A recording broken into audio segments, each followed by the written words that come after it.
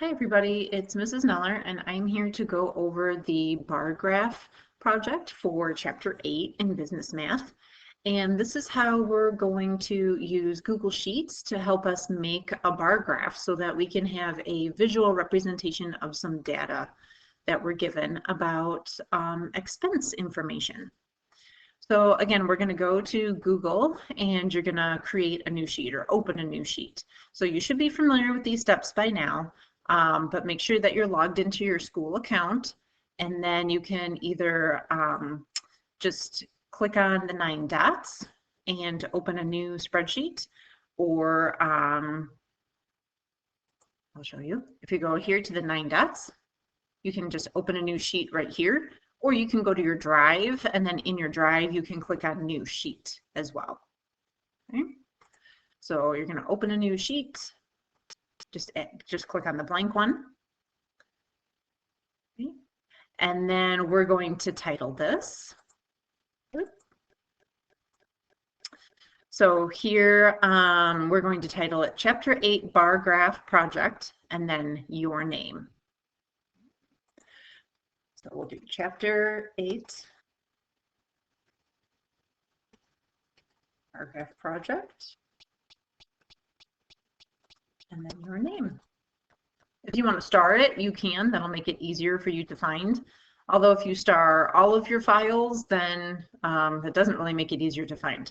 So just star the important stuff, or after you don't, or once you don't need it anymore, then you can unstar it. Okay, so it's up to you if you want to put a star by it or not. Oh, that's going to be our final project. Sorry, I keep clicking on the wrong tab there. Okay, so here we go. Here's our situation. We've seen this example on one of our worksheets. This was on the 8.1 to 8.3 review worksheet. And it talks about how Mabel has tracked her expenses for 3 months. And she's got different categories that she's put all of her expenses into. And she's kept track of how much she spent for June, July, and August.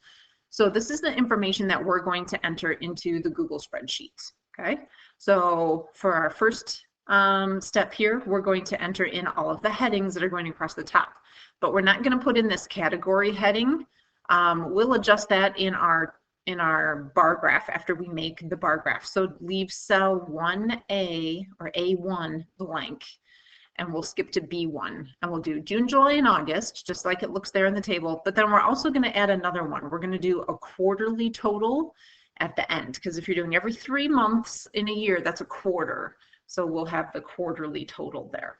Okay, so I'm going to go to my spreadsheet. I'm going to leave A1 blank, and then in B1 I'm going to type June, and then July, August, and then quarterly. So those are my headings across the top. Okay, and then in our next step, we're going to enter, there we go. We're going to enter all of the different categories. So we'll list those all in.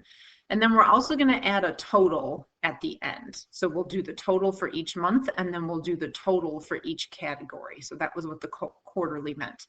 We can't call them both total because then the spreadsheet gets confused about which is the total. All right. So for the total for each month, we'll just call that our total. So I'm going to go back.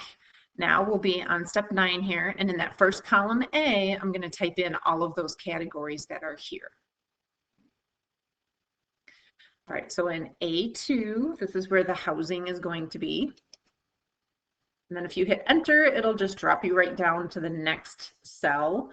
So in A3, we'll have utilities, insurance, transportation, food, clothing, entertainment, savings, healthcare, and then miscellaneous. And then at the very end, you can put total. You can do that now, or I believe I wrote it up as a step later that we can do it later. Okay, so we've done step 9. Now in steps B, C, or in columns B, C, and D, we're going to have to enter in all of those dollar amounts. Okay, so we're going to go back to our spreadsheets, and then for the housing for June, July, and August, we'll just type in 600 because it was the same amount each time. Whoops, 600. And then if you hit tab, it'll go over. Oh my gosh, 100. Now when you get to quarterly, just leave that blank for now. And then if you hit enter, it will take you down to the next row. It'll take you down to B3. So you can type in the rest, okay? And I'm going to pause the video for a moment here just so that I can get all of these typed in. You don't want to watch me type in a whole bunch of numbers. So I will pause it, and when I return, all of the numbers will be magically on the screen. Okay, so now all of the numbers have been entered. Notice that I didn't put a $sign, I just typed in the number, okay? Before you go away from this step though, just double check everything that was in the chart and just make sure that your amounts match up, okay? And now we're gonna do our totals. Okay, so doing the totals is really, really easy. It doesn't matter if you do the column first or if you do the row first. We're going to need to do both of them. So I'm here at the total. So I'm going to go ahead and do that one. And we're going to use the programming features that are in the Google spreadsheet to help us find this total. So when you're going to program in an equation, remember you have to enter equals, okay? And then Google pops up a suggestion. They say, do you want us to sum or to add everything from B2 to B11? And that is exactly what I want to do. So I'm going to go ahead and select that suggestion and then hit enter, and there's my total. And then you can do that for column C as well. Just make sure that you're in C12 for the total. Type equals, and then watch out because here it gives you an average and then it gives you a sum. And then hit enter. There's our total. And then the same thing for D. Hit equals. You can click on the sum. We want to go from D2 to D11. So you could type that in on your own as well. You don't have to click the suggestion. You can type in sum parentheses D2 colon D11 parentheses. Okay. But why type it in when Google's trying to help you out to make it go faster? So there's our total for every month. Okay. Then we're going to do the total for each category as well. So that's what's going to go in the quarterly column. So when we're doing our total there, we're going to, again, make sure we're in the correct box or the correct cell. So we're going to do E2, and we're going to type equals. This time it didn't pop up a suggestion. So let's start typing sum. And then in parentheses, we can either click or we can type B2, and then you want to do a colon. Oh, I didn't like that. Okay, so we will delete it. Let's try this again. So let's do equals, and we'll type sum, and then in parentheses, this time I'm going to actually type in the letters B2, B2, whoops, 2, and then a colon, and then D2, and then close parentheses. And then we'll hit enter. Okay.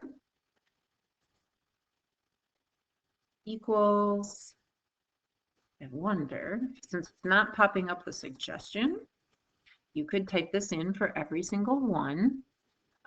Let's see, this time we're doing B3 to D3.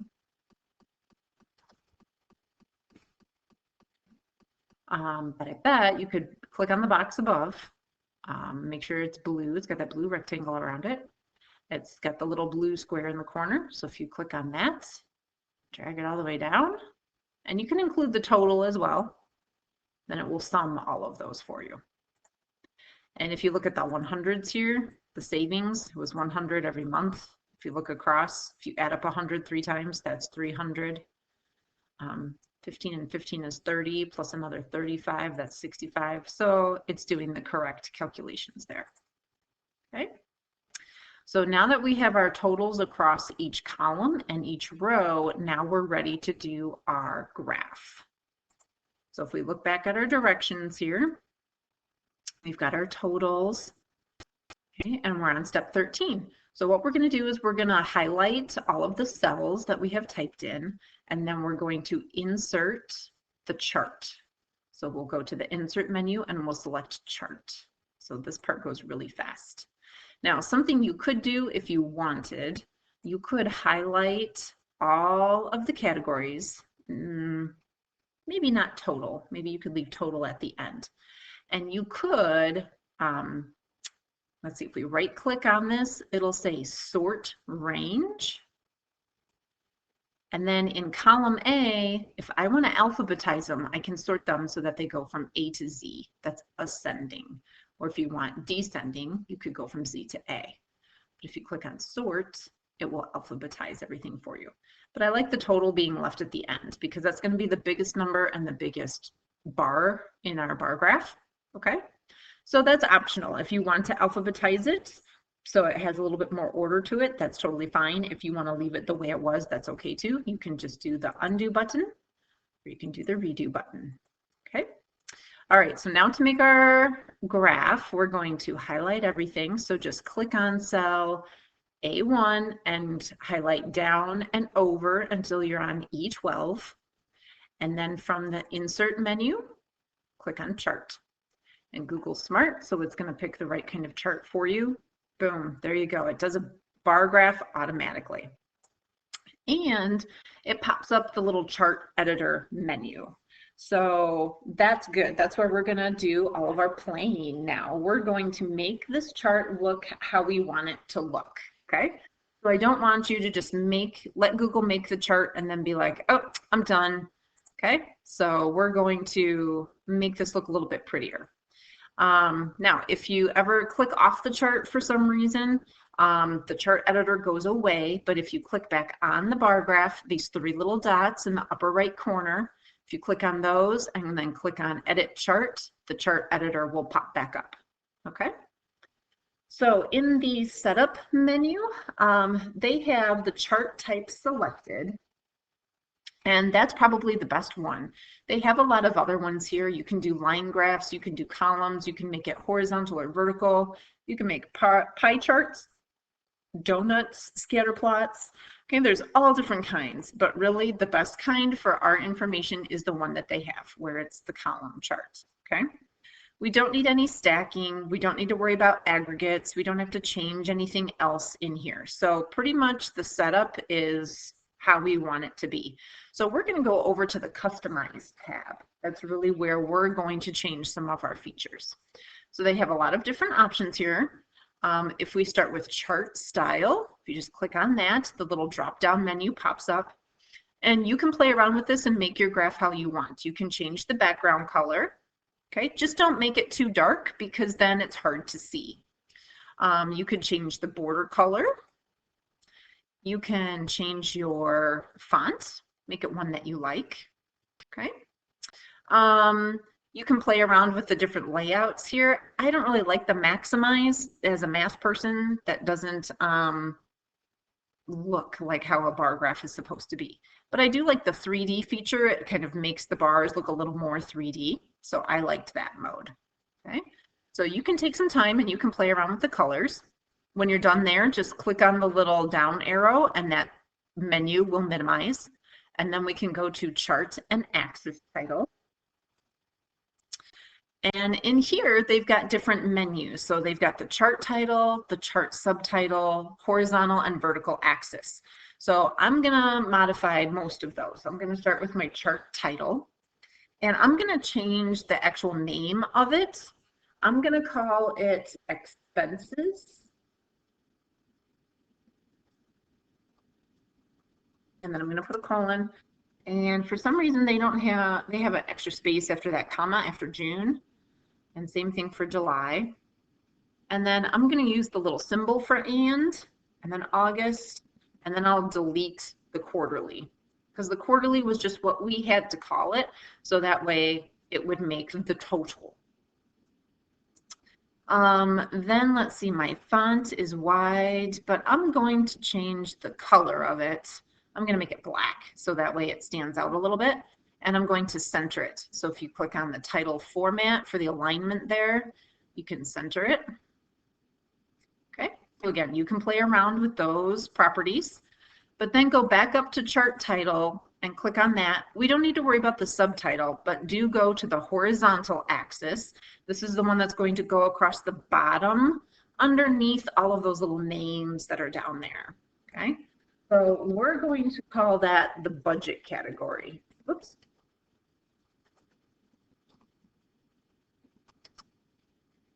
And then you can see that it'll pop up in the chart.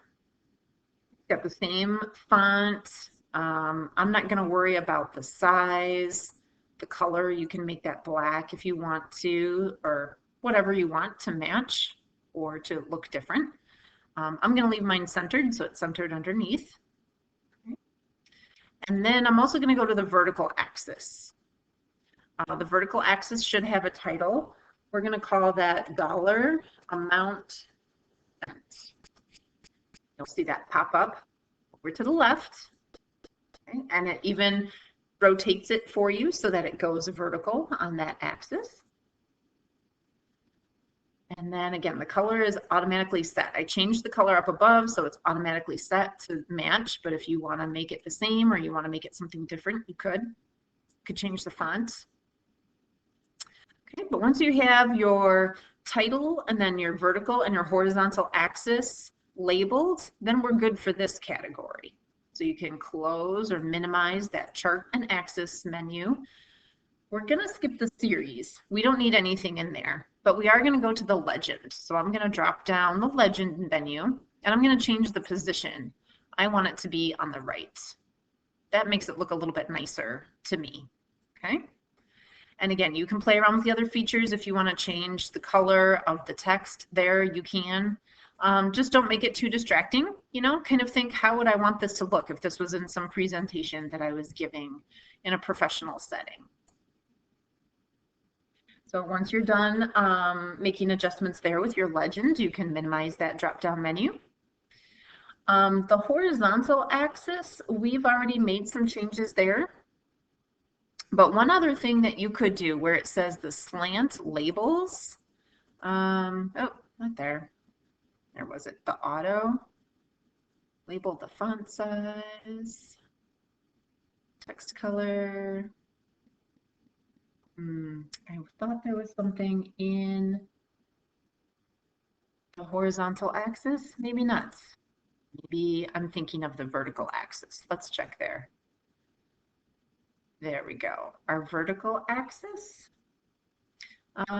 We want to, here it is, show the axis line. There we go. So we can show our axis.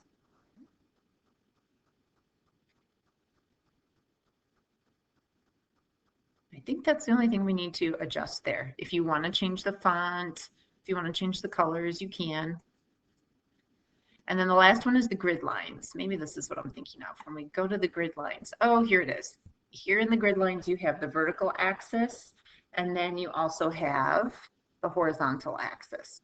So on the vertical axis, I like to change the major step.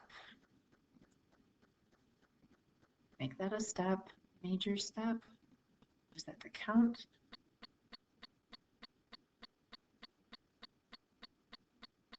Down here, the major ticks and the grid line.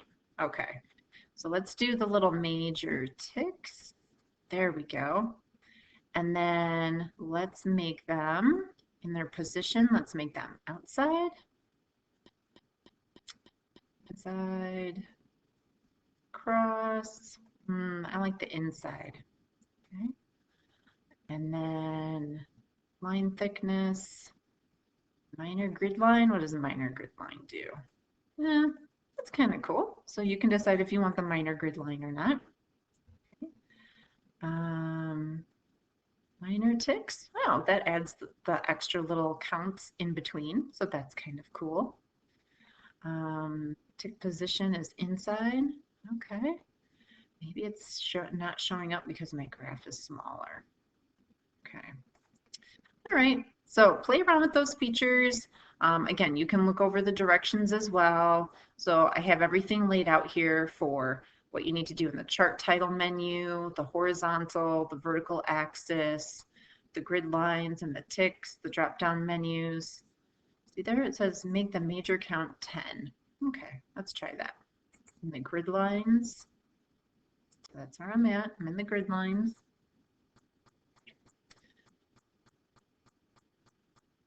Make the major step 10. Let's just type it in, see what happens. Whoa. Okay, don't do that. And again, you can always hit the undo button. Okay. All right. Minor count, we'll leave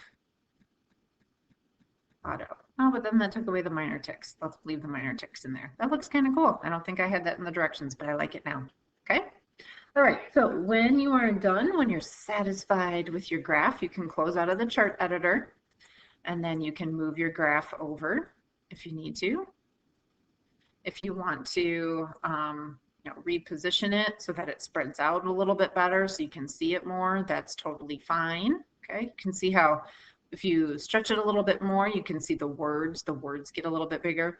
My screen's kind of small right now too, so if you're working on your Chromebook, the size of the screen might kind of limit how much you can see as well.